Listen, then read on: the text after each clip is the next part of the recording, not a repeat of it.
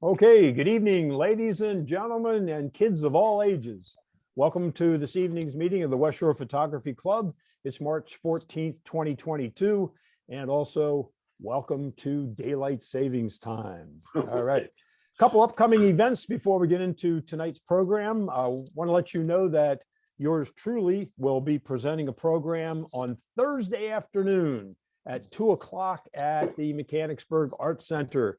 I'm doing a session on phone cameras since they're so popular. I've been doing this, teaching this for a couple of years, but have about an hour and a half session set up, freebie, no registration, you just show up. I know Chuck's going to be there. Thanks, Chuck. And Joe's going to be there. So if any of you other folks want to give me some moral support, no heckling allowed, but Mechanicsburg Art Center, 2 o'clock on Thursday, this Thursday, March the 17th. If you're worried about March Madness, just record it and watch the game later. Then on Saturday, I understand Harrisburg has their St. Patty's Day parade. Joe, do you know anything about that? Yes, it's at 2 o'clock in the afternoon, and it's not an official club event, but it's one that can be really colorful, and it'd be a way to get an introduction to street photography, because most of the people really don't care if you photograph them, which is quite unusual in a city environment.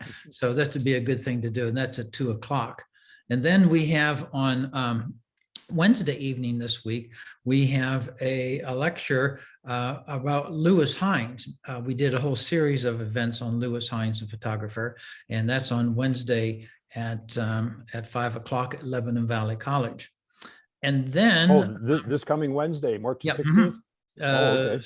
17th. I'm sorry, it's Thursday. It's Thursday. It's the 17th at 5 o'clock. I think I did a thing for that, Dennis. It's an announcement. Okay.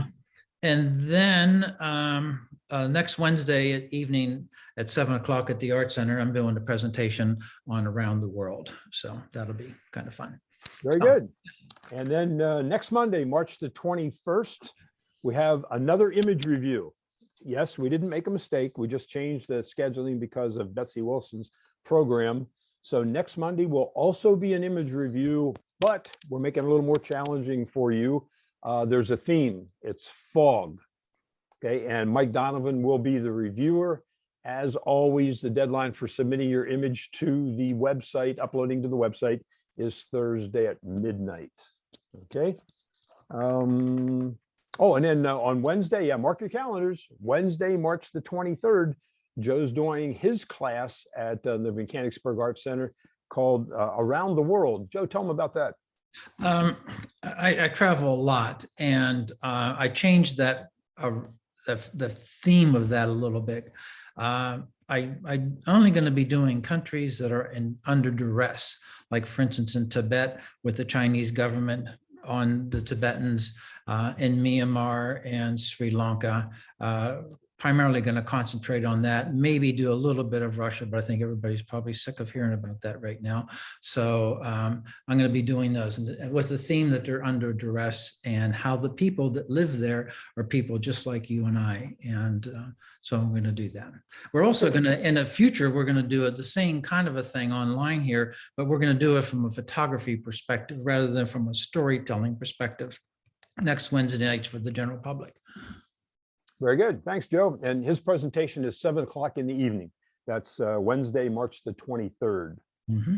All right. And then on Saturday, just thinking ahead a little bit here so you can mark your calendars. Saturday, March the 26th at 9 o'clock, we have the photo walk at Harrisburg. Mary, would you like to comment about that? Tell us, Mary, you and Eve are going to be running that, right? Leading? Yes. Yeah. We're going to start off at Kunkel Plaza, which is at the end of State Street, where it intersects with Front Street. And it's that little guy that sits on the bench reading the newspaper. And we're going to go from there, up Front Street, some of the alleys. And Evie's going to like take over a little bit and guide us to I think the train station. And I don't know if Joe's at City Hall or something too. I'm not sure. The train station, and then walk down towards City Hall. Okay. And there's some little side streets in there that have some really cool little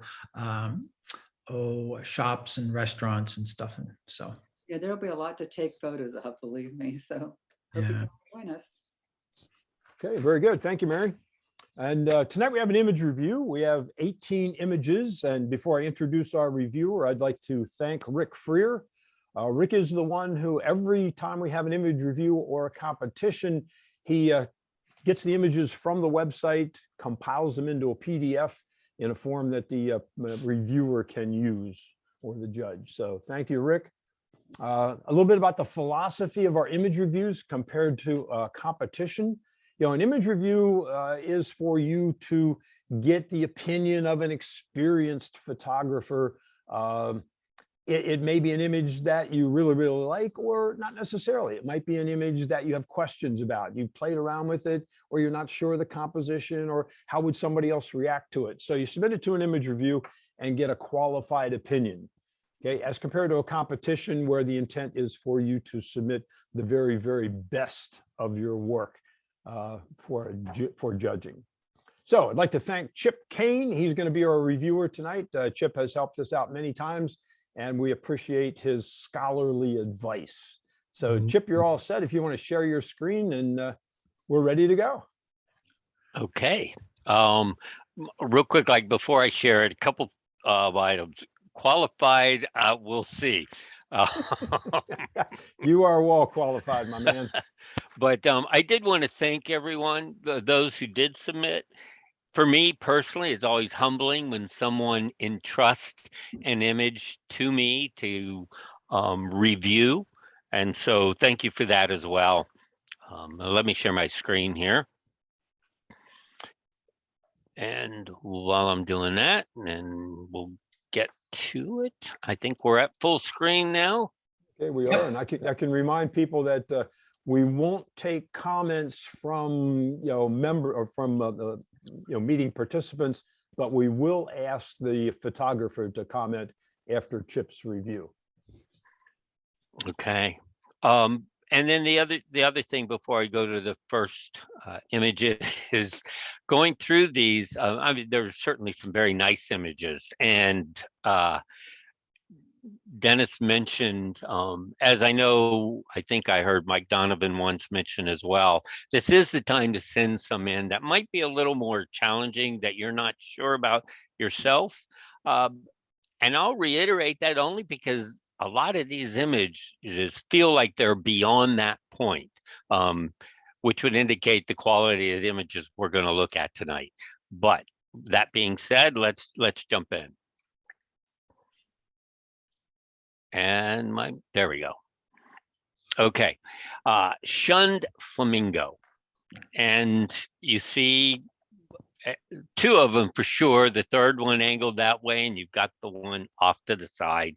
Title works for what we're looking at here. And if you're familiar with me enough, you'll hear I talk about titles. We'll talk about that a couple times tonight. So this title works for what we're looking at. And it makes me feel bad for this guy over here. He does seem a little forlorn. So the capture overall was a decent capture and a title that works. From an editing standpoint, a couple things. I don't know if this is cropped in or not. I actually would hope it is, because I'd like to see this stepped back just a little bit. I'm assuming you can see my mouse, and because you've just caught him really tight here, and I'd like to see a little more room there if possible. I'd love to see all of this guy on the left, but more importantly to me is a little space here. If you drop it down, maybe you'll run into the problem of getting the, I don't know if you call them knees on a bird or not, but you don't want to get down and cut him off after the knee. It's just like when you hear you don't want to cut someone off at the elbow or right below the knee, ankles, those kind of things. Same thing for animals. That doesn't change. So that's a cropping piece. But I would also suggest, because this is a very bright image, and Lightroom and Photoshop both are improving Lightroom even more so from what it was, but you can choose that subject in the masking fairly easily these days. I would recommend trying that and see if you can isolate the birds from the background. Then invert that. In this case, if you're using Lightroom, at least that's the one I'm most familiar with. And I would suggest darkening the background. The advantage of that will separate these birds even more from that background. It'll make them stand out. There's lots of color here, so they're standing out, but that background's just a little hot, and that would be a way to tone it down. The other suggestion I would probably do another subject select, if you will, and just very incrementally, very little amount, drop the highlight. And I think you will start to see the details in these feathers show up even more. And right in here, there's actually more detail in a bird's beak than you might imagine, especially someone like a bird like a flamingo. Those would be the primary suggestions with this. It's still a good capture, and kudos to the title. It works. So I'd love to hear from the photographer. Hi, Chip. This is Tom Stoddard. Hey, Tom. Yeah, I appreciate the feedback. I'll try some of those things. I think I did some of that already, but probably not enough. As far as cropping, I think I have some room in this. These flamingos were, my wife and I were taking a ride around the island of Bonaire a couple of weeks ago, and these guys were like right off the side of the road. And I grabbed my camera, which happened to be my Nikon Z50, which is a crop sensor camera, and I had a 500 millimeter lens with a 1.4 teleconverter on it. So, I was shooting at a 35 millimeter equivalent of over 1,000 millimeters, So I may not have captured the entire birds. I don't remember. I know some of them I didn't. So yeah, but there might be some. I think there's probably some room. I think I cropped closer on purpose because I really wanted to focus on kind of the expressions on these birds' faces. Right. To me, that was the story it told, and that's one of the reasons I submitted this. Is I just kind of wanted to see if sometimes I see things in my pictures that other people don't, and I wasn't so sure how evident that is. So I'm glad that you. Yeah, I think it works. If you had any room, it would be right here. I would just grab a little bit. If you can gain it there, that would be the place. Yeah, I'll give that a try. That's great feedback. I appreciate it. And just on an aside, this itself might make a picture. Yeah. The three heads, Oh, yeah. And I got a bunch of other pictures of these. Okay. There's some great shots of the two of them like pecking at each other, and they actually had their bills clinched on each other at one point. So yeah, I got several pictures of these. It's a really cool group of birds. There's tons. There's flamingos all over the island of Bonaire. They live down there. It's really beautiful. Nice. Thanks for sharing. You're welcome.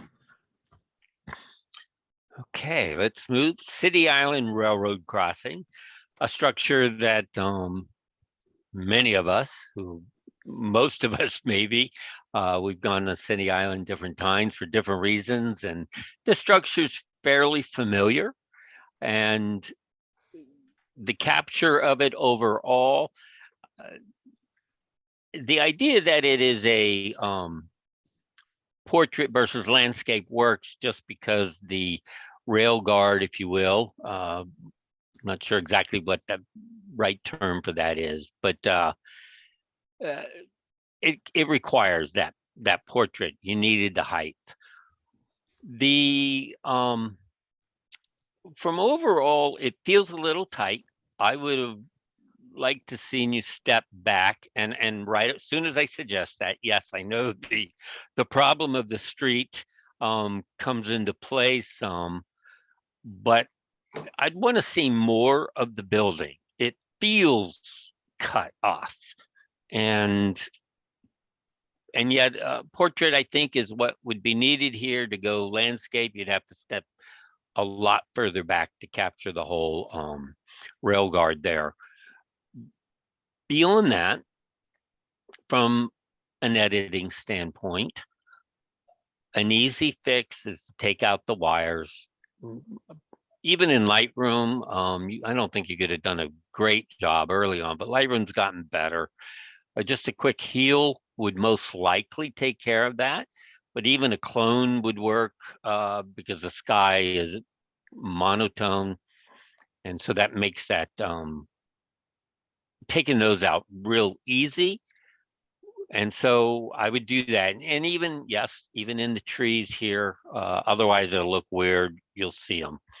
That's a little harder, but it can be done. The other thing, because this is the picture, I would suggest at the very least lightening this or taking it into Photoshop and maybe doing some filling in. I forget the term. I want to say form fill, but I don't think that's right.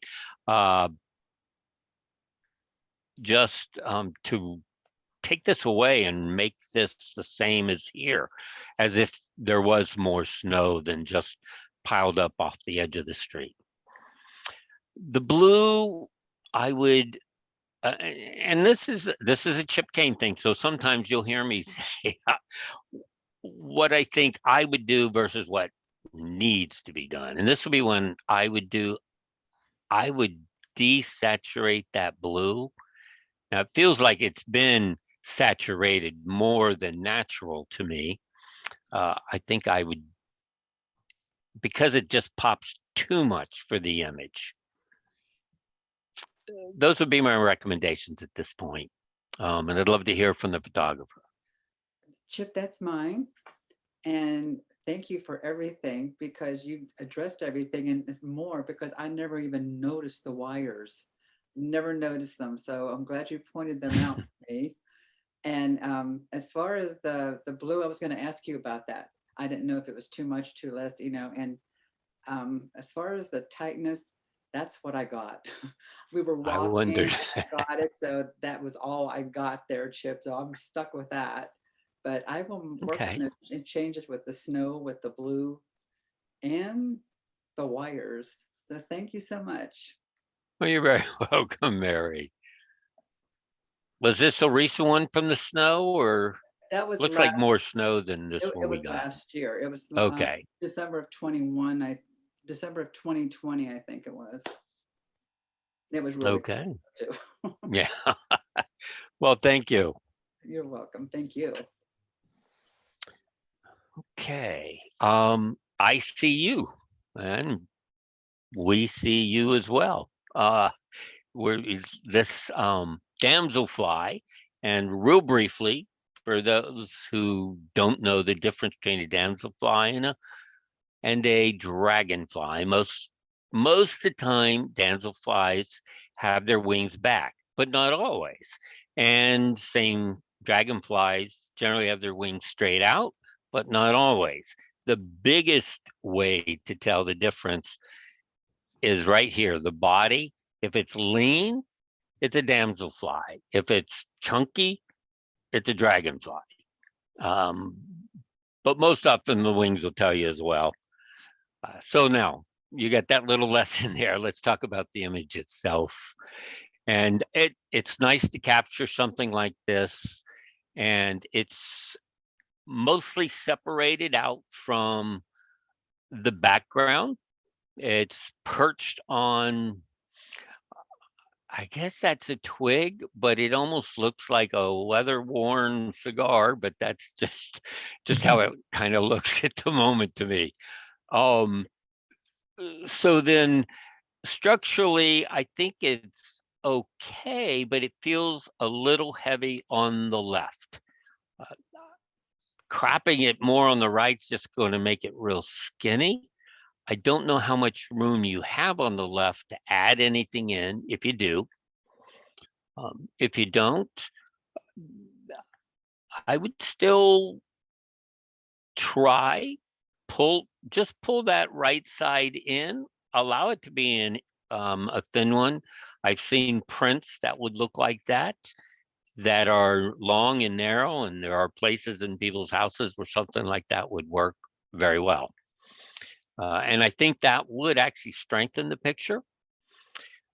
The other piece, though, on this, I mean, there's this is real sharp, the wings, the body's nice and sharp, but it's not as sharp in here to me. Now, it might just be the translation into PDF, but I don't think so, because I see this seems sharper in here a little bit more than here. If there's a way you can use a brush and sharpen this some to bring that back in, that'd be great. I like the image. I love the color, especially of the Damselfly. One more quick thing, if I may. This back in here, I believe the photographer rightly chose to put a vignette on. But maybe you could get the same effect by not using a vignette, but using the radial masking in Lightroom or Photoshop and move the brightness over. So it's partly on the green, partly on this. That way it's centered on the Damselfly itself and not off to the side. That can pull the eye just a little bit toward the right. But it's an interesting image, and looking forward to summer where we can all get other chances at taking photos like this. I'd love to hear from the photographer.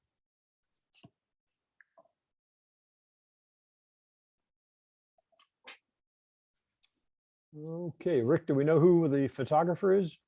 Yeah, Marlene McNair. Marlene, are you with us?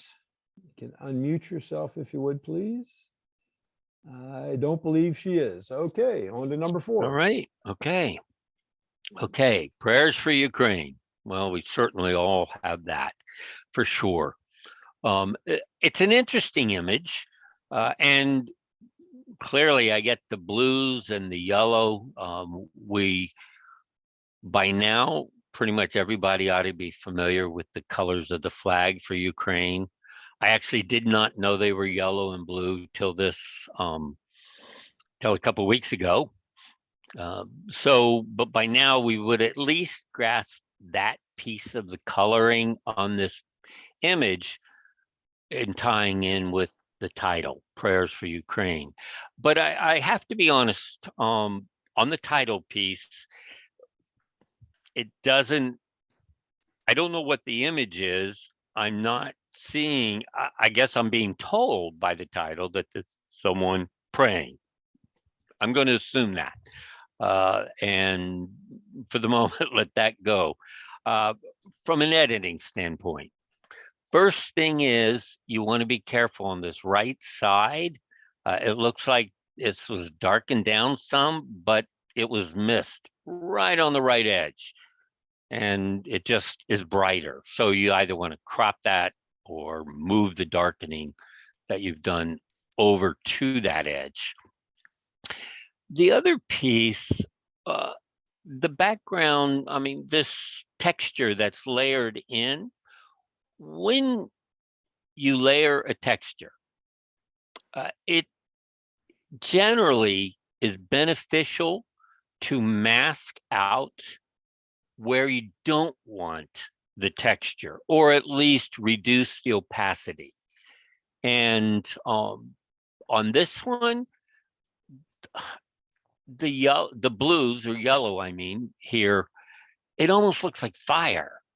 Now, you could interpret that Ukraine's on fire and we need to pray for them, but I don't think that was your intent.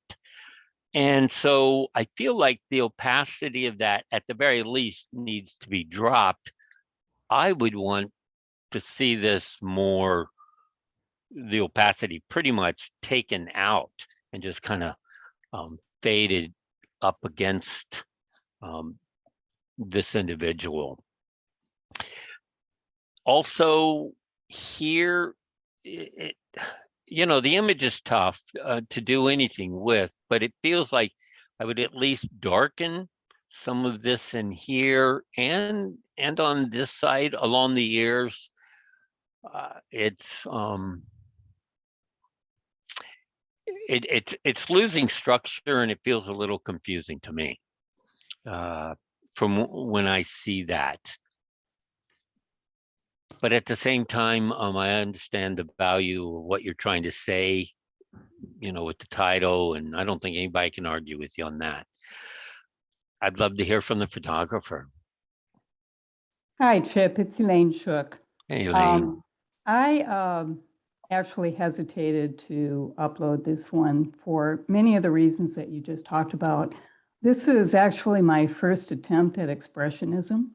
And I had thought about this for quite a while since the events of Ukraine, which has really weighed heavily in my mind a lot. And I wanted to find a way to depict the turmoil and the violence and the fiery events that you pointed out, but also the emotional impact that it's had, not only in the people of Ukraine, but on the people worldwide who sympathize with them. I didn't know how to do that until one day, one Sunday morning, I was watching a live stream of a Sunday service in a church here in central Pennsylvania. And there was quite a bit of prayer going on. And shortly after the prayer, this young woman stood up and sang very, very intensely and profoundly emotional. And I had to capture that look on her face, that emotion, on my television screen, unfortunately, and grabbed the camera that happened to be sitting next to me with a 300 millimeter lens on it at 10 feet away. And I got what I got. I didn't have time to change lenses. And so some of the texture that you see on her face is actually the lens zooming in on the pixels of the television screen. And that created that kind of a texture that looks like linen if you zoom in. Yep, I see it. It looks like a canvas screen. It's not, it's the pixels of the television. I toyed with softening that up enough to make it invisible, but after a while, I started to think it's not really the woman that she's not really the subject. The subject is the emotion. And I didn't want to make her smooth and silky beautiful because that wasn't the point. And the point really was to show the turmoil, not only in Ukraine again, but within everyone's mind. And so I didn't totally mask out the background because I wanted to show that that turmoil is going on inside of her head as well. Different perspective altogether. Absolutely, right. And because I'm very new at expressionism, this is my first attempt, I wasn't sure if I was going to get that point across or not. As far as some of those technical details, I never even noticed that line on the side. It didn't appear that way in Lightroom before I uploaded it. I see it now. I just somehow missed that. And some of those highlights, you're absolutely right. There was a glare on the television screen, couldn't get rid of it. So some of those whites are truly blown out. It was very difficult to conceal that. But I appreciate your comments. Thank you. Oh, well, you're welcome. And thank you for sharing, Elaine. Okay. The haunted boxcar. And I looked at this image, and first thing I did was look for ghost, of course. And I wasn't sure whether the photographer was referencing this, or maybe, and I almost feel like maybe this. If you're like me, I kind of see a hand coming through there, sticking in. So I understand the title for a couple of reasons, and then maybe some I was looking for terms that ghost hunters or Ghostbuster movie people use for something, and I couldn't think of any of the terms. But I see stuff back here as well, which is really, I think, more reflection, which led me to believe. Then I wondered, are we shooting through glass that provides the reflection? And that was just a thought, not anything that is necessary to have done or not do. That being said, at the same time now, from an editing standpoint, where possible, up in here, I would probably, this is really hot. I mean, some of these, the mind almost says, okay, I expect it. But if you could drop them down a little bit, these you could kind of do some cloning or healing, take care of that. And just, I would take a brush, a masking brush in Lightroom, and drop the highlight ever so slightly, and just a big one with a large feathering, and just run that through here to try to take a little bit of the hotness off. I like the light there because it takes us down to the back and it keeps going. We get to see depth through here that it looks like that may be reflections, but it looks like there's other cars or something beyond it. And that's a good thing. Cropping wise, I would crop this right side down in here somewhere to match this here. It's just a little much, so it feels just a little, and I stress that. So if you decide to leave it there, I don't think the world will care too much, but it feels just a little heavy there, and I would love to see that taken down. I would have, if the title wasn't here and you were trying to make something else, I would have probably said try to use the dehaze tool on this, but that's going to take your ghost away. So don't do that. I'd love to hear from the photographer on this one. Yeah, Chip, it's Rod Frazier. Hi, Rod. And this, you're right. I took the covering into the boxcar was covered with plexiglass. So I took the image through the plexiglass, and when I saw the distortion, it kind of gave me a creepy feeling, like I was watching the movie The Shining, and you can imagine the people from a bygone era, maybe, walking and talking or dancing, whatever in there. Right. So I kind of like that, but thanks for telling me about the highlighting and maybe doing a little more dodging and burning up top there. Yeah, and consider just cropping a little bit of this off. Oh yeah, I could do that. Thanks, Chip. Certainly, thank you. Let's go to the next one. Come on, there we go. Vultures. Well, title works. It's what it is, and it's a very interesting photo. Right off the bat, I go, that's a nice image. I really like this. There would be things that I might suggest here, but its initial impact is a really strong image. From the standpoint, this is an image review, so there'll be some things I might mention. One of them on this item or this image that I would tell you it's okay because it's an image review, but if it's being judged, don't put a frame on it. You just don't want to frame something when the judges are looking at it. Most judges I know, it just becomes a distraction, doesn't help the image at all. Here it's okay. Now, from the standpoint of distractions, you're going to want to clone this branch out, coming out off the beak of that vulture on the left. And that would be the biggest thing I would suggest for this. I mean, it's the strongest item in this picture that needs fixed, which says a lot about the image because it's just a really nice image.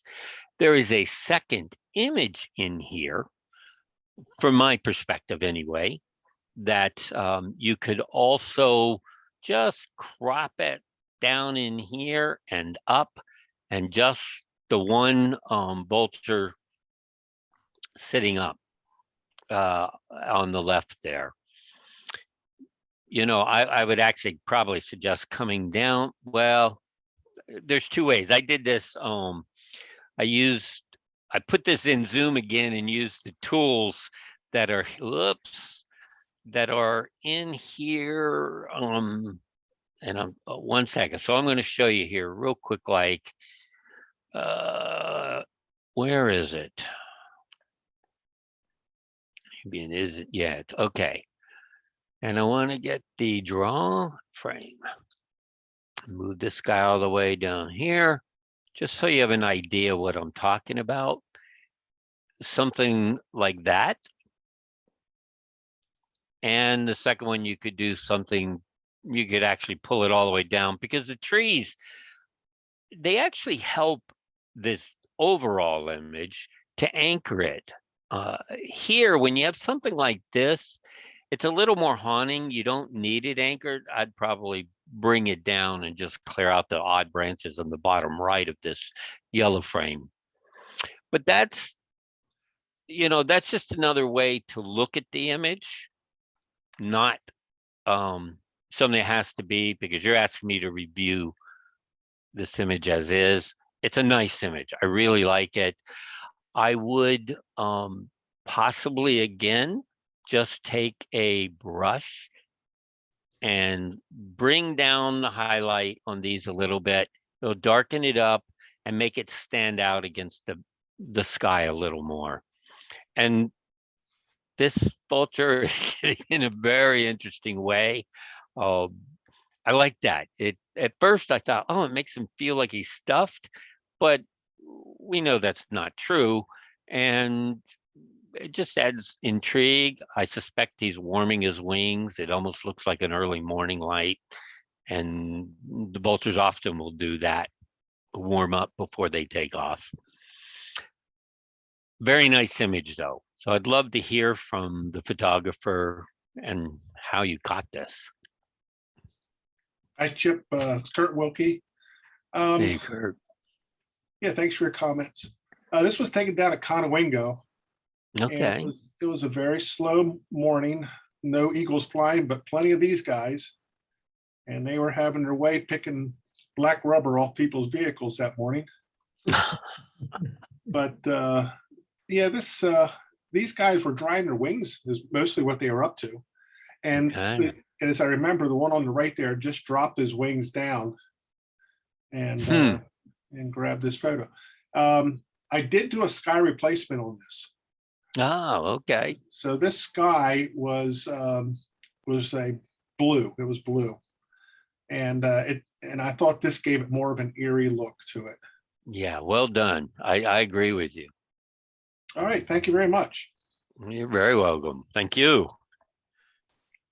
Okay, all aboard. And so we have a train. I assume we're supposed to be able to get on board. By saying that, I hope that was enough to key in the photographer to say, there's no place to get on board. So you want to watch your titles.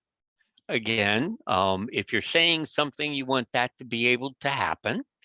And, you know, outside of that, there's still an interesting image here. I would just find another title. The other thing from an editing standpoint, first thing I look for, distractions, and this bucket back here. Wouldn't be too hard to get that taken out of the image. Then you really are back in time. The plastic bucket keeps you from getting there. So I just would pull that. I would, again, highlights are a big thing. Certainly to me anyway, you're hearing that tonight. I would drop the highlights in here, that it would actually just make that stand out clearer. And same way, maybe a little, not much, but a little bit here. Outside of that, from a highlight standpoint, I think it's fine. And I would love to have seen more of the train. This one, of course, sometimes it's where you're standing, who might be next to you that's in the way that you can't take a picture. I think the club went down. I'm assuming this is Strasbourg. And I think the club had a trip down there, and that means there's more photographers around. And it's a busy place as it is anyway, depending on when you go.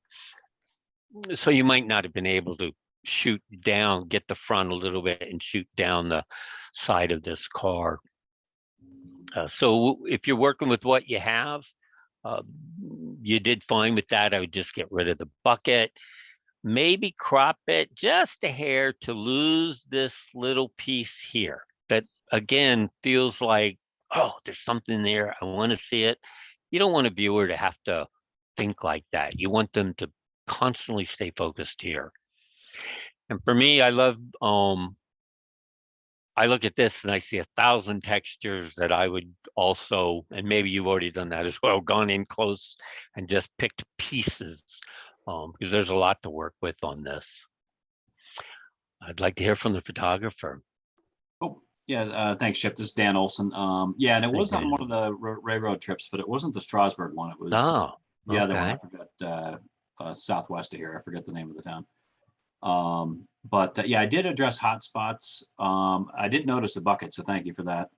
But yeah, it was, and you're right, it was a busy intersection of place, extremely low light in that venue. Yeah, I can see. And I didn't have lenses that would handle it. So actually, I did have an 85. I think I shot this with an 85. So I actually stood as far away as I could. And so, but I kind of liked the copy part because I didn't want the whole train. Some of those with what I brought was kind of possible, but Right. anyway, that was kind of the approach and the constraints. But I appreciate the comments. Thanks. Certainly. Thank you. Yeah, must have been East Broad Top, Dan. Yes, the one with the roundabout or whatever you call it, Mm-hmm. roundhouse rather. Right. That would have been Broad Top, right? Yeah, that was it. Yeah. Okay. All right, a watchful eye. If you've heard my reviews or judging at any time, you know I love graphic images. This is very graphic. There's not a lot of varying colors and structures to pull your eye different places. This one's a very simple graphic and very stark. And my son-in-law, when he sees something he really likes, he will often go, snap. I saw this image and I went, snap. This one just struck me right from the beginning. I love this hard line with all of this stuff that drives the eye nuts if you stare at it too much. But you're not supposed to stare at it. You want to see this individual here, the watchful eye. And again, I thought about titles and it works. I thought of other titles, Contemplating the Deep, but then that made it sound like maybe he's ready to jump. And well, that doesn't work. So I think you've got a right title here. And there is, the mind doesn't point it out real quick, but there is actually a mirrored structure kind of going along here that mirrors this here. That's, I believe, one of the reasons this image feels even stronger. So there is, I looked at this and I said, no, what could I suggest as anything to edit? I don't have anything. I really, really like this image.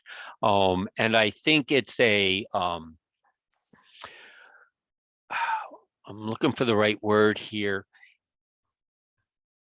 It is an unusual structure for an image for a photographer to take because it doesn't really follow normal rules.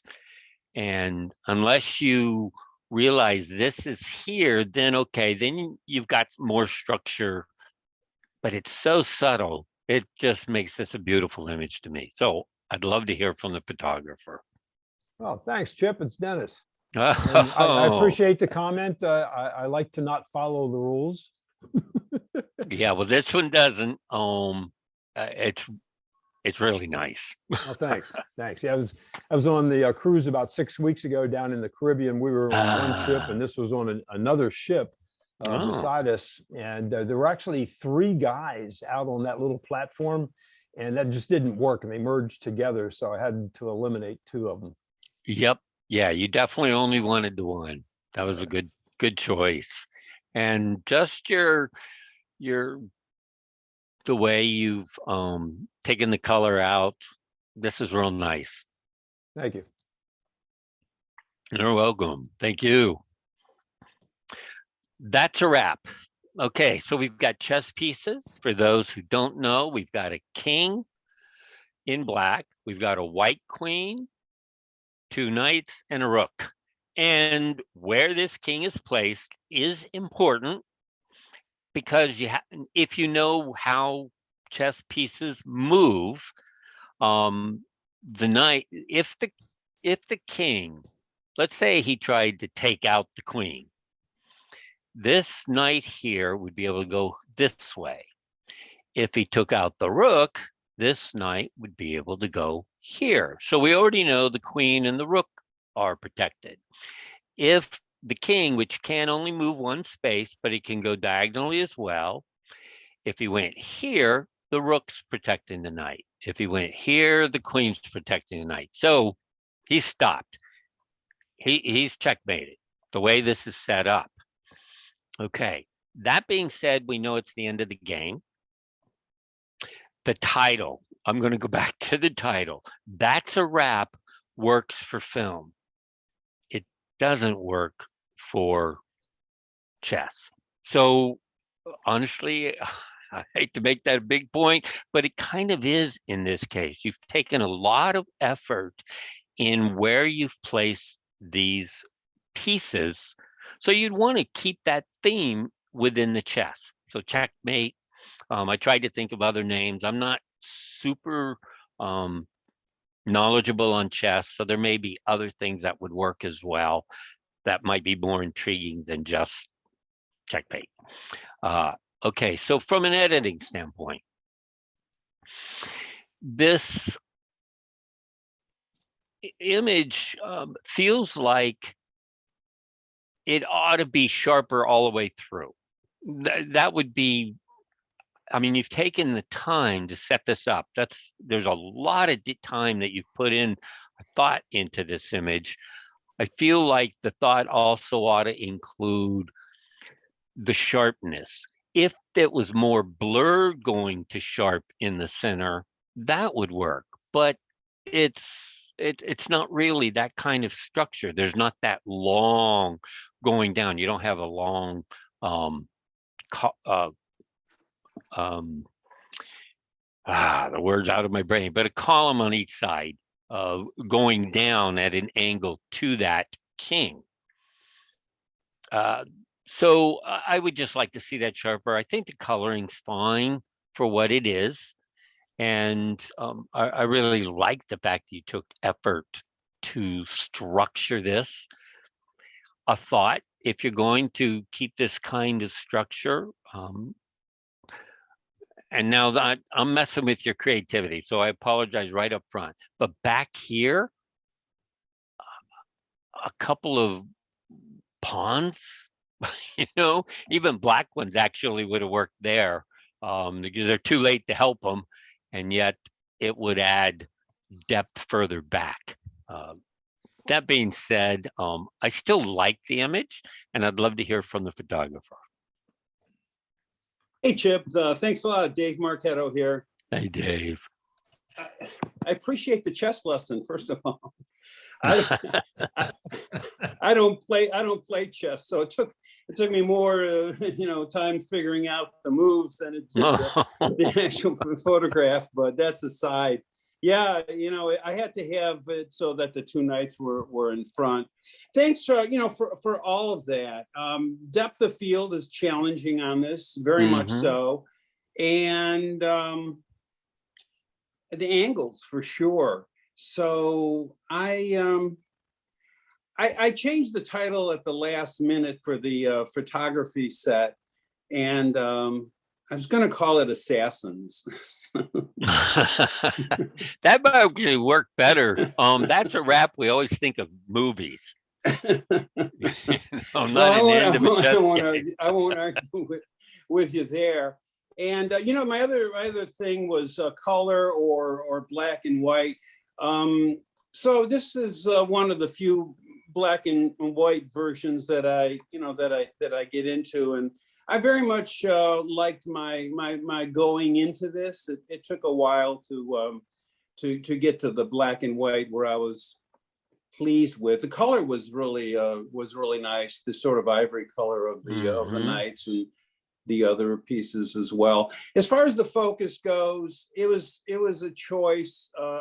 In no way did blurring the king work for me. Absolutely in no way. Right. So that's just, you know, my take on it. So with that, I kind of went from there. You can't photo stack this, can you? I'm sure you could. With a checkerboard like that, you think it would work? Yep. Right. Okay. I mean, every image is going to be the same. It's just the focus is going to be different. Yeah. See, I don't focus stack, and I will try that, Chip. I thought maybe because of the complexity into it, and I wasn't ready for that at this point. Well, this is an image you can go back to. Yeah. And try. Yeah, for sure. I really appreciate those thoughts. Thank you so much. Oh, thank you. Okay, who is that at our front gate? And so there's an image here. We've got some intriguing folks looking through an intriguing opening in a brick wall. I'm not sure again the title. It actually is a little baffling to me because I'm not seeing any hint of a gate, or even imagine a gate would be behind me at this point. But that aside, there's a lot going on in this image. I actually, for this image, I feel like there's too much going on. So I'm not sure. I know where I want the subject to be as a viewer, but there's other distractions. I see the photo here. And I'm going to, if you'll allow me one more time here, to annotate, we're going to draw here. And exactly where you want to do this, I'm not sure. And I know, I mean, a square, you've got something like that. You have to straighten the line a little bit for that wall. Because it's like, if I try to do it here, this ramp gets cut off in a way that might work, might not, but it feels like it leaves too much on the bottom. So that's an interesting photo. I think potentially this is an interesting photo. I would play around with them. Again, those are just suggestions because it feels like there's too much here. Color-wise, it's nice. As far as lighting's concerned, you want to be able to see this light if you left this photo the way it is, but it's almost too much because it pulls the eye. Whites and blacks always draw our eyes to those areas, and it's just a little bright for the rest of the image. So you'd kind of want to take that out. That being said, I'm also I mean, I'm intrigued that this is sitting here. It adds a nice contrast. If you make this the image, it adds balance and weight to that. Or even this image, it does, because there's something that keeps our eye going that way a little bit. I'd love to hear the story behind this too, because I have no idea really where this is, and I'm just curious. So I'd love to hear from the photographer. Chip, this is Joe Farrell. Thank you very much Hey, for the Joe. comments. I really appreciate that. This was in Sri Lanka. One of the images is around the world. And walking down the street, there was a gate that you cannot see. And originally that young man came over and saw me, and then he quickly jumped back again. Then he peeked around, and I on over type thing. And then he started to smile. Then he went and got his wife, and she came out, and with her expression, like, who is that? Yeah. You know, who are you talking to? What it is a like a repair shop. It looks like a door there, and they would take some kind of a cart up in there, and they would pour the oil down, like when they're changing the oil, and it would go into that bucket. And I just like the overall the busyness of it in a way. But Okay. I appreciate your comments, though, and I can see where if you were to use your crop tool that you did, you could make a couple of images out of it, and you could simplify it. So Yeah. thank you. Okay. But also thanks for the story. You know, documentary images, photojournalist type images. Yeah, I'm never looking from that perspective. So it was nice to hear that, because that adds something to this image. So thank you. Thank you. Okay, flower Trillium.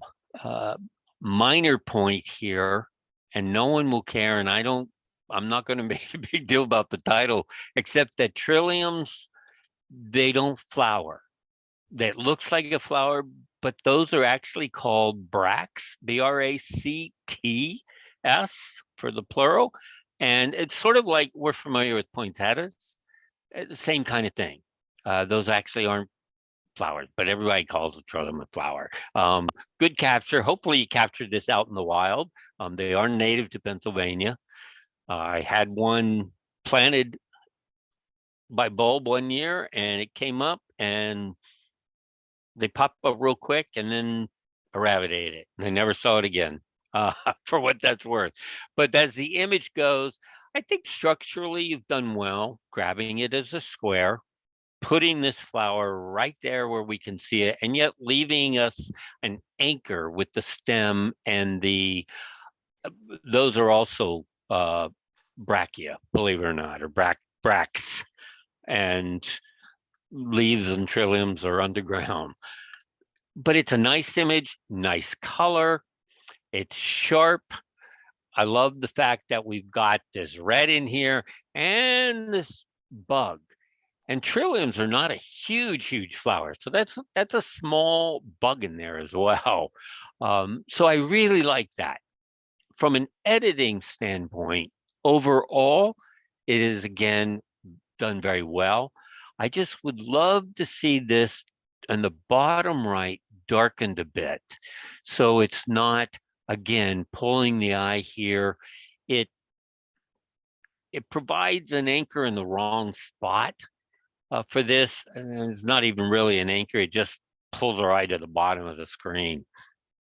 But I do believe this image is done well. Perhaps, I'm not sure, this seems more blurred, as if there was an attempt to clean it up, clone it. It could be just the lighting, because that one folds out in the way, and then this would be on the dark down below piece that didn't catch enough light to give us detail. So I'd be curious from the photographer what that really is. If that has been blurred, I'd be curious to know why, because it doesn't fit the rest of the image. Everything else seems so well done. This may be, again, I'm nitpicking.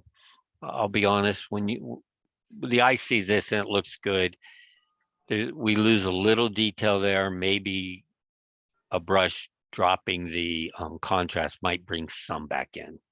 I don't know. You'd have to be careful with that so it blends well. I'd love to hear from the photographer. That was mine, Chip, Terry Longenecker. Hey, Terry. You're right. It was taken in a wildflower preserve, which is somewhere down around York. I can't remember the name of it. And I took that with a 105 macro lens. I think the top part that you're talking about, yes, right up in there, it looks like there's water. That petal was flipped backwards, and there was a little bit of water laying in there. That could explain what this is. I didn't blur it at all, no. Okay, all right. And that it's bug nice is and- really tiny. Right, it has I to didn't be. see it when I photographed it till I got it home. Then I saw how tiny that little thing was. Cool. Thank you. I didn't know that they did not bloom. I thought it was a flower. Well, and don't we all? Who wouldn't call it a flower? But because I was interested in them a few years back and trying to get them to grow in my backyard, under my big trees, I did some reading. Otherwise, I wouldn't have known either. Thank you very much for your comments. Well, thanks for sharing. Oh, you're welcome. Zigzag. It clearly zigzags. I want to say right off, and someone can, the photographer maybe can correct me if I'm wrong. I feel like this image or one like it, I've seen before during a review in the past. It might be. The colors are great. I love the contrast. I think this is netting. There may have been mending in the net. I think the fisherman or whomever did that mending has an eye for art to pick such a contrasting color to stand out. And he probably thought, hell, wow, this will be cool sitting out there, nice and bright. And it's nice and bright sitting here like this. The photographer, obviously the colors stood out. They captured it. And I'm looking for a subject. That's when you start to get to a picture that becomes almost abstract. I would call this an abstract. Abstracts doesn't mean we don't know what it is, but it has my eye going everywhere. If that's your intent as a photographer, well, you certainly succeeded. I would just like to encourage narrowing down. So I started looking for places for that. Again, it's still an abstract, but perhaps in here, this side could be singled out down here, leaving some of this in here. I don't know. I'm struggling with this one as a complete image. It feels incomplete to me. Color wise, editing wise, I think you've got it right. It's sharp. My eye goes all over the place and it feels sharp or sharp enough at every place. So there's no need to, whether you can or can't, try to redo it and make it sharper. It feels like there might be potential texture here. I take lots of pictures of items and some that might be like this that I know aren't an image by themselves, but might well work in a just layered in as a texture over another image, either to add interest or to highlight out something. But I'd like to hear about where this net came from, or I'm assuming it's a net, and hear from the photographer. Yes, Chip, that's mine, Norbert Fry. Hey, Norbert. It is netting. Matter of fact, there was we were traveling and we was on a dock. It was kind of rainy, overcast day. Mm-hmm. And I just love the colors of it. kind of, I don't know, it just drew my eye. I can And imagine. I thought the leading line, there's a leading line going across the center and going across, like Right. it kind of separated the top from the Mhm. bottom. And that's about all I can really say about it. I just like it. That's all. Okay, and that's sometimes enough, Yeah, especially when we're doing it for ourselves. yeah. Who can argue with that? I'm not going to. And I'm with you. I love the colors. It stands out. It would have absolutely caught my eye, and I would have taken pictures of this if I'd seen one like it. So good. Kudos to you for that. All right, thanks, Chip. You're welcome. Okay, 13. I don't know if I'm pronouncing this right. Cyclodevita, which I did look up. Now, I didn't see a pronunciation for it, meaning life cycle. Great title. And I love that you used, best I could gather when I did a quick look, is it's Italian, not Latin, but just Italian. But I like the idea you used another language for life cycle instead of just stating it life cycle, because it makes us as a viewer think a little more. We have to go research something, and now I learned a word or 2 words maybe. I don't know whether that's considered 2 words, 1 word, 3 words in Italian, but life cycle. Okay, so the image itself, the title works. We see seed to dead leaf, and we can imagine everything else in between it. We do not need to see that given to us in the image. The title works. So I really like the title on this one, and it allows us to imagine exactly what you're trying to tell us in this image. And it's framed up fine for what it is. And it's just that I would love to see the leaf and even the this to be a little sharper. Some of that you might be able to do gently by using a sharpening tool.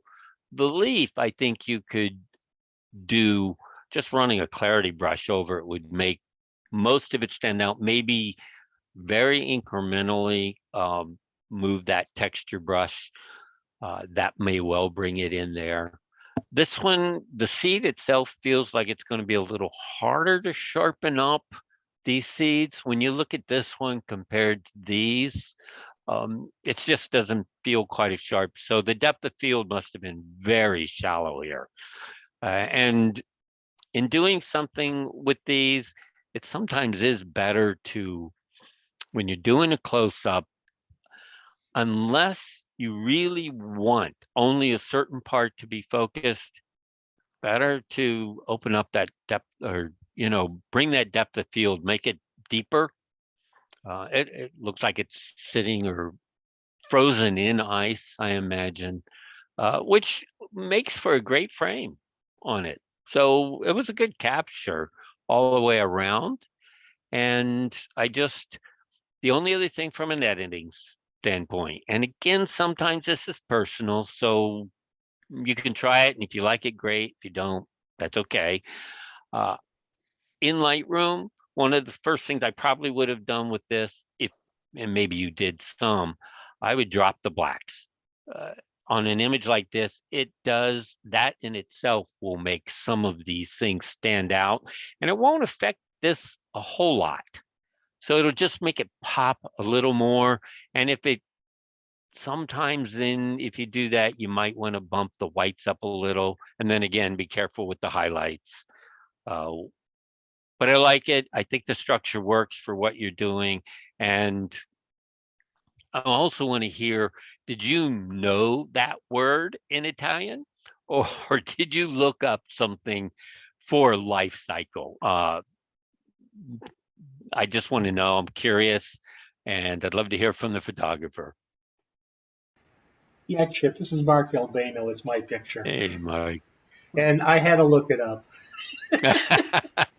Well, let me ask real quick then. Did you specifically look for an Italian word for life cycle? No, actually, no, I didn't. I looked up just other ways to say cycle of life in other Oh, languages. great. Awesome. And I figured out, French is everybody uses French terms, and it was like, no, Right. I'm not going to do that. So I figured Italian would work. So I tried that. But Well, I thanks think for your it does. comments. I appreciate them. I actually took this while I was at Wildwood one February day, and Mm-hmm. I had my 100 to 400 millimeter lens on, hoping to catch a couple of deer, and I did catch the back end of a couple of deer. uh, and I happened to look down and see this, and I brought the f-stop, tightened it up a little bit to try to get better focus on it. But Mm-hmm. when you got 100 to 400 millimeter lens and you're only 3.5 feet away, Yep. this is when I wish I had a wide angle and just crop it. Right. Right. But thank you for your comments. I appreciate it. I'm going to try a couple of things. I did try to use Sharpen AI on it in a couple of Mm-hmm. spots, and it helped a little bit. But like I said, the depth of field was so shallow, Yeah. and Understood. if I'd Well, gone to f/16, I wouldn't have been able to hand hold it. right. For sure. So, thank you though. Thank you for the effort on the title too. Oh, thanks. All right, let's go. Birches on fire. Another very interesting image. Very pleasing colors, actually. I mean, and they do mimic fire, so I think the title works. It kind of tells us the types of trees back there, and structurally, I think it's just a very nice image. So it's going to be another one. Hard put to suggest what you might do to improve this, because there's not a lot. And when you're talking about something that involves intentional camera movement, as this one does, if it wasn't intentional, you have a very shaky hand. So I'm pretty sure this is intentional. It makes it harder too, though. But I would try to. I would try with the heel brush. Take this white stripe out.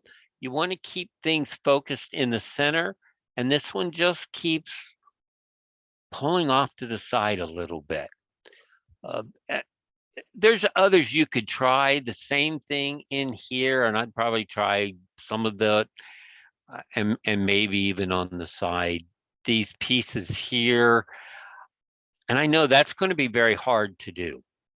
So you may or may not be able very successful in that in an image like this. And if you not, that's okay. Leave it the way it is. It's a very nice image, very pleasing. Other than I would love to see the highlights dropped right in here, because it's just a little too bright. And maybe the one on the edge here, you could try here.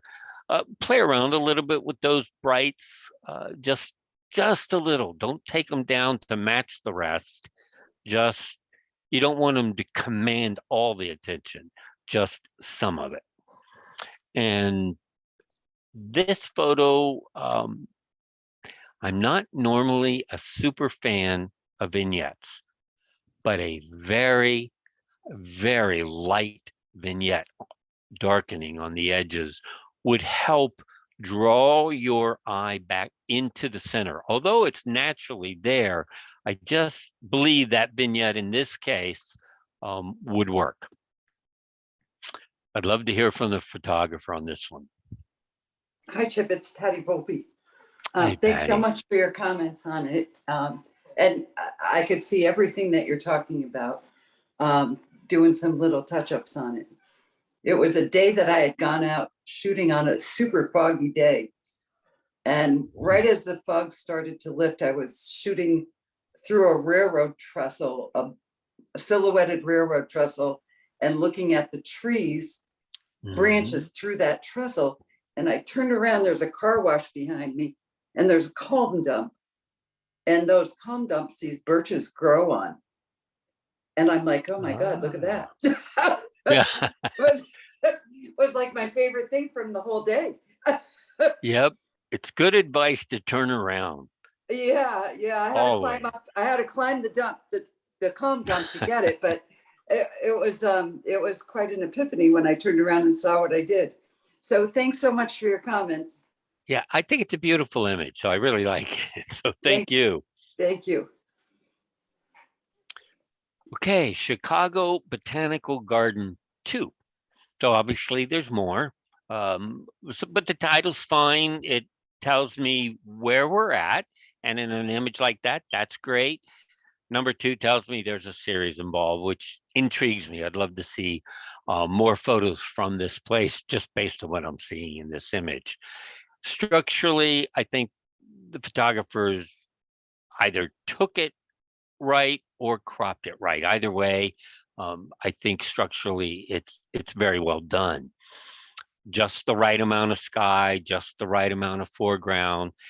The trees in here add nice intrigue. They're clear, they're sharp, as well as everything back in here. So there isn't a place I could go to in this image and be disappointed when I look, which is really nice. And it makes me, I didn't know Chicago had a place like this. And it's like, that's a place I want to go. So you've succeeded in that right off the bat. Editing wise, not a lot I could suggest, but I do have some. I rarely come empty-handed. I would actually take this individual out, and I'm not sure if that it gives me the impression of someone bent over. Either way, I would take that and this gentleman out. It doesn't need people for perspective, and it's not adding anything. So that would be it. The only other piece, personally, again, you've heard me talk about the highlights. I probably would drop the highlights barely. I mean, again, very incrementally. Be very careful. You can overdo it, but I actually think you bring just a little more texture in there. To mirror it, you might want to try it in here. See what happens, because you want the intensity to match, because they match very well as they are now. I don't think I would touch anything else in this photo because it is a very well done photograph. And I'd love to hear from the photographer. Thank you, Chip. This is Anthony Tamalonis. Hi, Anthony. I took this, we were walking around this incredible garden in Chicago, and this is the Japanese section. And this is probably the most calm place in the garden of all of their areas. And I just wanted to capture something that was calm. And then walking around, I saw this scene, and you were right, this is edited down somewhat because there's a little bit more of the water and a little bit of the land on the side that I'm on, of the lake. But I wanted to capture land, water, and sky, and the sky happened to be incredible that day. I loved it. So I was very fortunate to get this shot. Thank you. Well, you're very welcome. Thanks for sharing. Now I have a place I want to go, another place I want to go. Okay, Misty Pier. Title works fine. Clearly, it's a pier in the mist, and lots of mist going on here. And it's kind of a stark image, moody, which is real nice. There aren't people standing in the foreground really to get in the way. There might be, I think there might be people here, and that's just a comment. There's absolutely nothing to worry about them because it's just a simple, it's not too contrasty. It actually works that it's not in this case. And we talked about one photo that had that lightness on the side. This one actually has it down this whole side and a little bit in here. I'm not sure exactly what was happening with either of these photos, but you want to watch that. Make sure you don't want it there.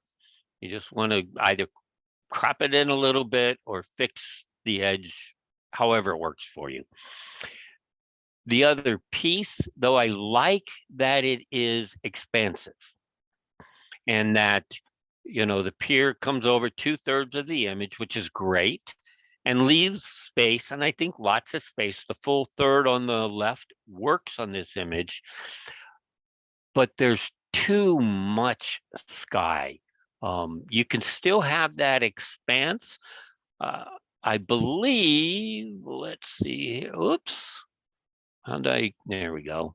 I'm going to try to do my frame again, annotate. Here we go. Draw, frame. Yeah, congratulations, Chip. You're the first one to use that tool. Oh, is that right? Yeah.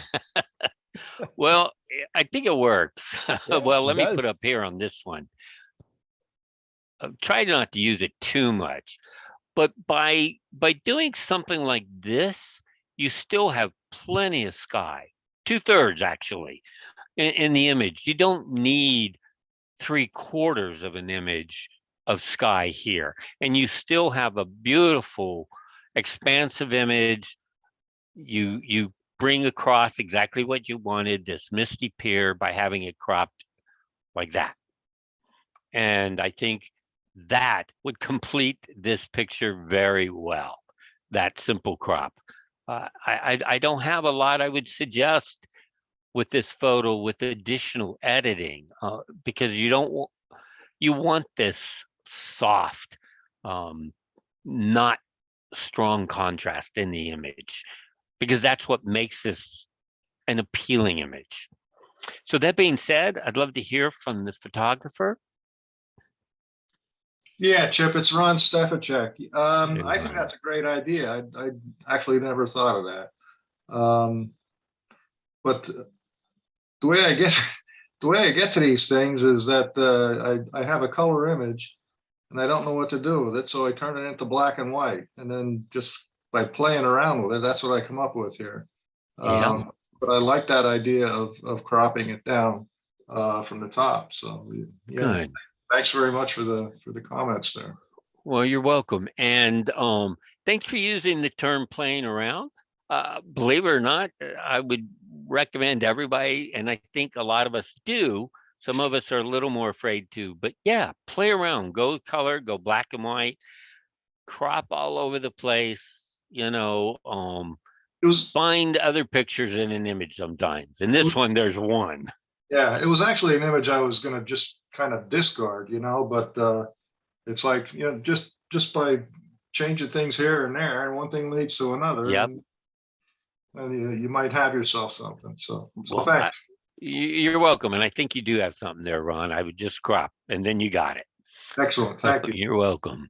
Yeah, Ron, I have a question for you. Do you have an idea of what is causing the white stripes on the sides? It's not. I don't, because it's not in my Lightroom image. So it's somewhere between the export and the import or whatever. I think that's where that is. Okay, thanks. I'm wondering too if it's just like a 1 pixel border or something like that that somehow got in there. Okay, thank you. Yep. Okay, 17, candle lighted. And it's a nice, beautiful image. There really aren't any hot spots except where you expect it to be. Obviously, candles are hot, and to get more detail than what is already there in the candle flame,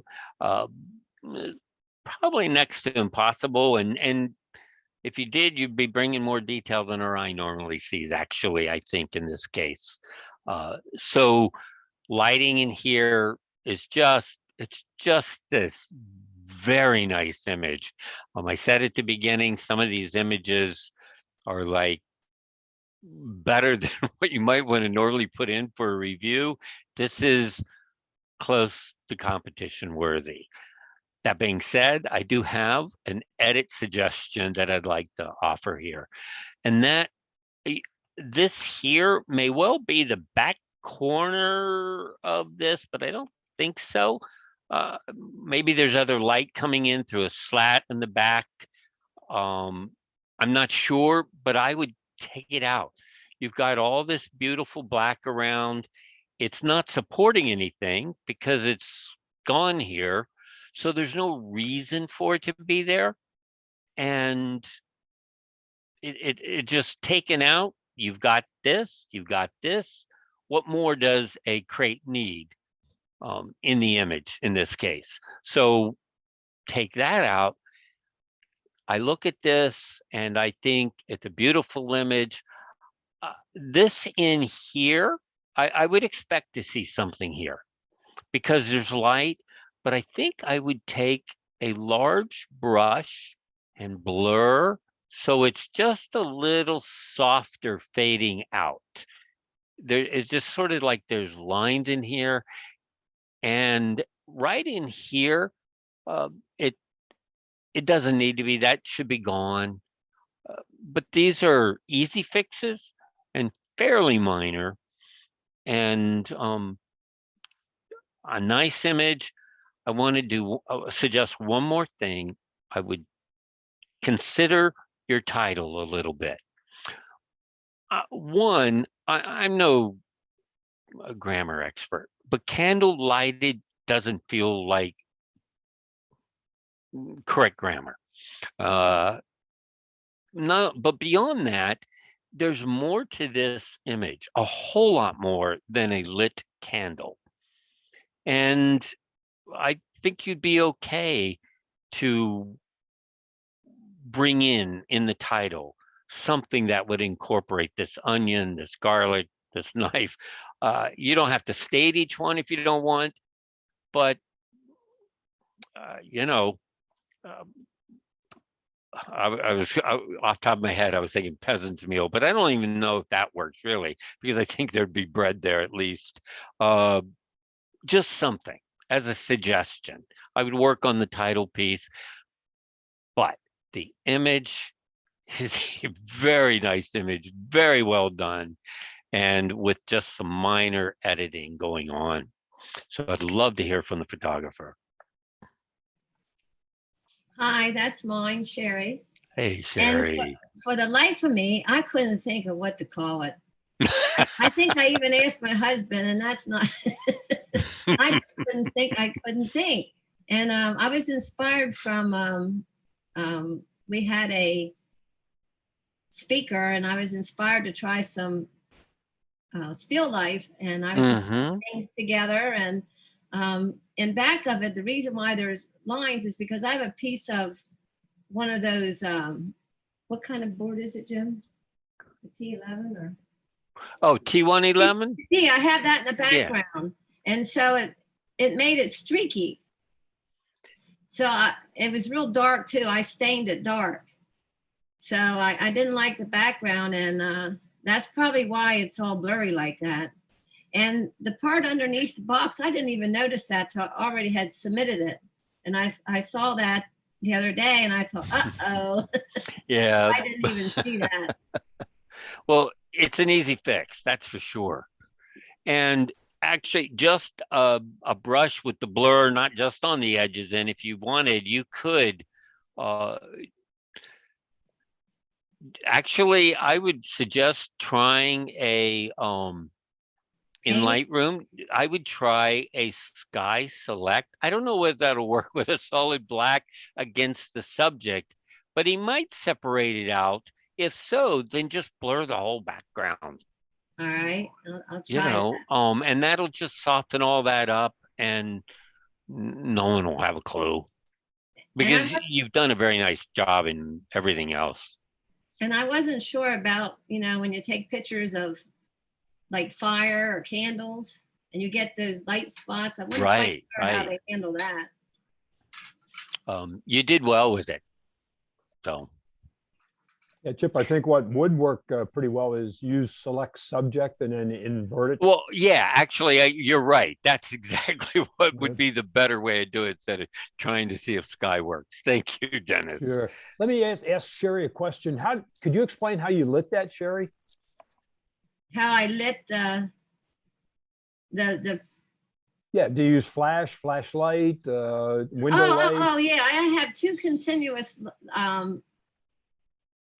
lights downstairs. I guess they're I forget what you call them, those big lights, box lights or whatever you call them. Oh, softbox? soft boxes. I couldn't think of that either. Okay. And okay.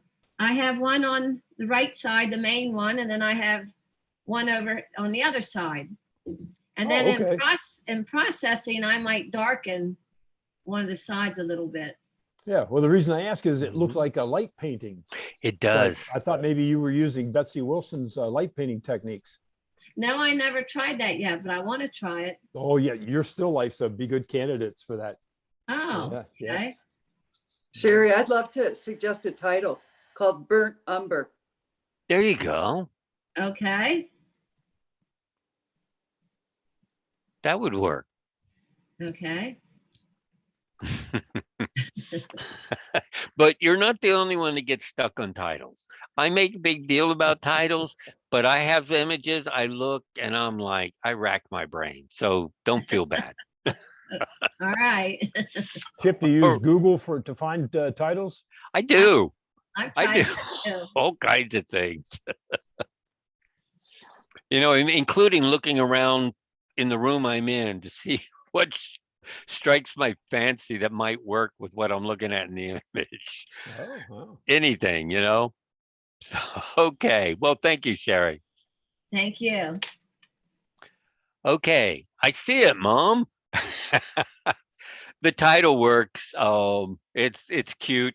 It kind of clearly explains what's going on here. We've got the mama bear, the sow with her cub, and they're clearly looking for fish. And so that part works very well. The actual ratio of the photo is not standard, so it's cropped a little bit, but I think that's fine with that. And even though I feel like there's a lot on above, to bring it down just takes them out of the environment. So that being said, it's okay, it works. I just wanted to make point that you know, so we need to be very aware. Clearly this photographer was of what he wanted or she wanted to do. Keep the bears in the center, leave a little space so we can see what's going on, and it works. The background itself, similar to the very first photo we saw with the flamingos, I would do something to separate the background more than it is just by distance, and darkening that would do that, let the bears stand out just a little more. We lose some of it, especially in the backside of the mom, where we've got a similar color in the dead grass, if you will. It's not terrible, but I would play around with that, try to drop that a little. And if you can isolate that, and as Dennis mentioned, see what picking the image does here, and then doing an invert. And well, you can't do the whole thing. I was going to say blur, but if you do that, you're going to blur the water. You don't want to do that. But you could also add a brush in to erase that part of the mask out as well. So there are things you could do first to separate the background from the subject. The bears themselves, I think, again, I feel like I'm repeating myself tonight on the highlight brush, but it's amazing what just dropping the highlights can do in some of this.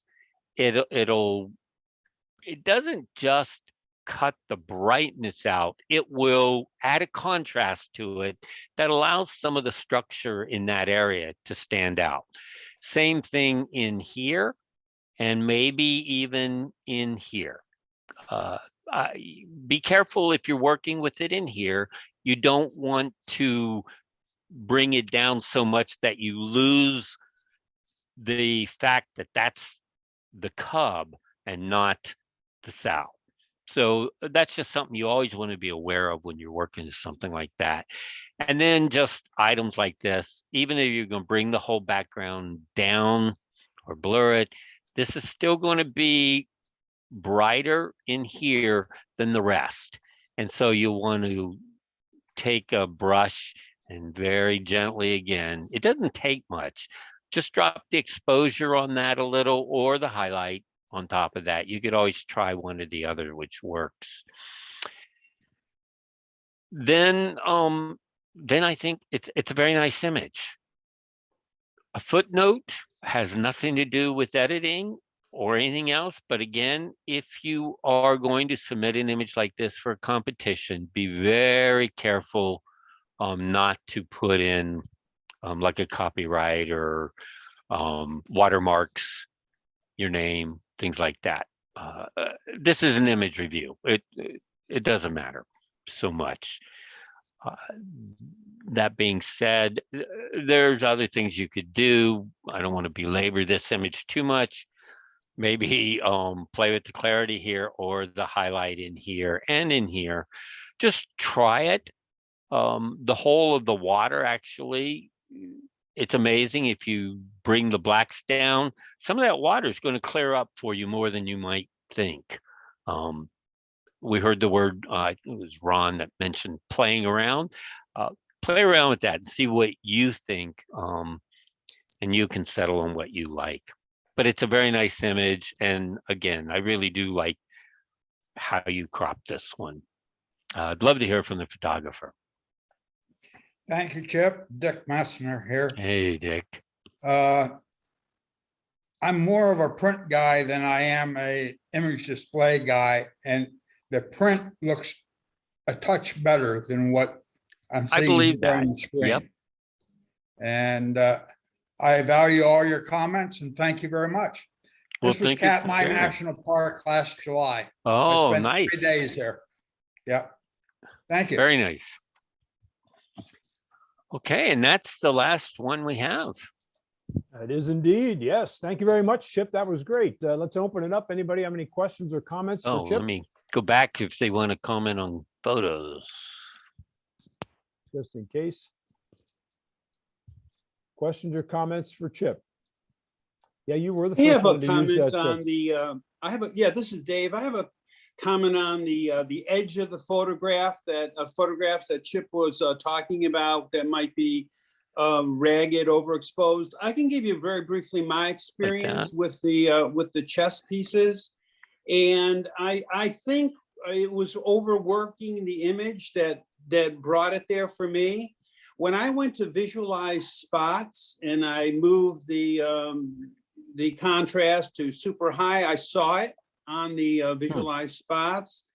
And I went to the crop tool. I just bumped it just a little bit, and that cut the edge, the troubled edge off completely. And that was just my experience. So I think, Chip, you make a good point. It was there in my image. I didn't see it, but with visualized spots, I did.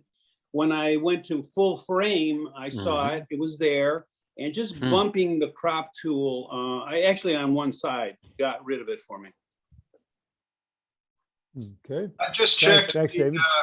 I just checked the export for this image here, and I inadvertently put a small border around that. That's why you're seeing. Ah, there you go. Oh, okay. Thanks for getting back to us on that, Ron. You bet. Okay. Anything else? Chip, Yes. Harry. on the photo that you had there with the birch trees, Yeah, let's that one. you have to concentrate, but if you look at the trees, after a short time, faces start to appear. I counted seven Oh, faces. no. Oh, I believe it. Oh, it's amazing how often you can see faces or images of things or people, ghostly bodies, and especially in things like intentional camera movement. I would have to look a while because right at the moment I'm not seeing them, but I believe that they're probably there if you look. And if you look at the one where it was prayer for Ukraine, if you study the background, faces start to come out of it. No. I was really, I saw quite a few in there. I don't know, it's just me, But It might be. it's interesting, that background that she chose, because when you look at it and just let your mind go, you start seeing faces. Mm. Yeah, I do too. They're haunting figures. Yeah. Yes, they are. In this Yep. one, I can Yeah. see more. Right. Yeah. Thank you. Anyone else have a Anybody question or else? comment for Chip? Okay, would you unmute yourselves, please? And let's give Chip a nice round of applause for a great job. Thank you, Thanks, Chip. Well, Thank you, thank you Chip. for sharing. Thank you. All right, very nice. Thank you so much. Okay, guys, let me just remind you, Thursday at 2 o'clock, Mechanicsburg Arts Center, I'm doing the amazing pictures with your, I'm getting some feedback there. Create amazing pictures with your phone cameras. And then Thursday night at midnight is the deadline for getting your image up to the website for the fog image review, which will be held next Monday night. Okay, it's been a great evening. Thank you very much, especially those who entered images this evening, and Chip for the great review job. Hey, thanks, guys, and good night. Thank you. Have a great evening. Bye-bye. Thanks, everyone. Good night. Good night, Good everybody. night. Thanks, Chip. You're welcome. Night. Thank you. I think it's just about, like, the more you know about anything, the more you have the capacity to appreciate.